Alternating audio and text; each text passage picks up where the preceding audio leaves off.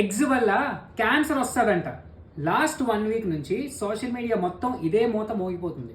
సరే, సింపుల్గా అర్థమయ్యేలా చెప్తా.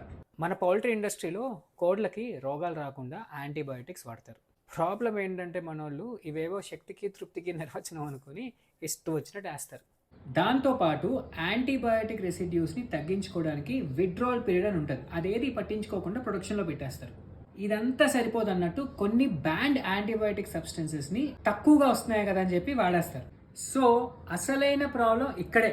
ఎగ్గోజ్ అన్న గుడ్ల బ్రాండు మేము ఎటువంటి యాంటీబయాటిక్స్ వాడమని, మాది చాలా ప్రీమియం బ్రాండ్ అని చెప్పి హయ్యర్ ప్రైస్ కమ్మి సొల్లు కబుర్లు చెప్పారు.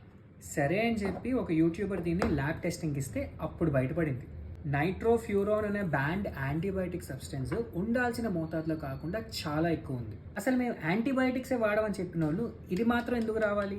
ఇప్పుడు ఈ బ్యాండ్ యాంటీబయాటిక్ దగ్గరికి వస్తే ఇది బేసికలీ మన మెడికల్ ఫీల్డ్లో కూడా యూరినరీ ట్రాక్ట్ ఇన్ఫెక్షన్స్లో చాలా బాగానే వాడుతున్నారు. ఇంకా చెప్పాలి అంటే మనకి గుడ్లలోంచి వచ్చే డోసేజ్ కంటే కొన్ని 100 రెట్లు ఎక్కువ. సో ఈ లెక్కను చూసుకుంటే ఈ ఎగ్స్ సేఫ్ అయినా వీటి తినడం వల్ల క్యాన్సర్ వచ్చేస్తుందా అంటే, ఇలా కంటామినేట్ అయిన ఎగ్స్ని కనీసం రోజుకు మీరు ఒక 100-200 తింటే అప్పుడు మీకు క్యాన్సర్ వచ్చే ఛాన్సెస్ పెరగచ్చు. ఒక 2-3 గుడ్లు రోజుకి తింటున్నారంటే భయపడాల్సిన పని లేదు. ఒకవేళ నేను ఒక బాడీ బిల్డర్ని రోజు కనీసం 10-15 గుడ్లు తింటానంటే మీకు తెలిసిన దగ్గరున్న పౌల్ట్రీ ఫామ్ నుంచి శుభ్రంగా తెచ్చుకోండి. ఫైనల్గా ఈ న్యూస్ బయటికి రావడం మనకే మంచిది. ఎందుకంటే ఎప్పటికైనా సరే బ్రాండ్స్ అన్నీ కూడా చాలా అథెంటిక్గా వాటి టెస్ట్ రిపోర్ట్స్ అన్నీ చేసి మనకి ప్రొడక్ట్ ఇచ్చే ఛాన్సెస్ పెరుగుతుంది. అలాగే కన్జ్యూమర్స్గా మనం బ్రాండ్స్ని క్వశ్చన్ చేయొచ్చు, మాకు సరైన ప్రొడక్ట్ ఇవ్వండి రా నాయనా అని.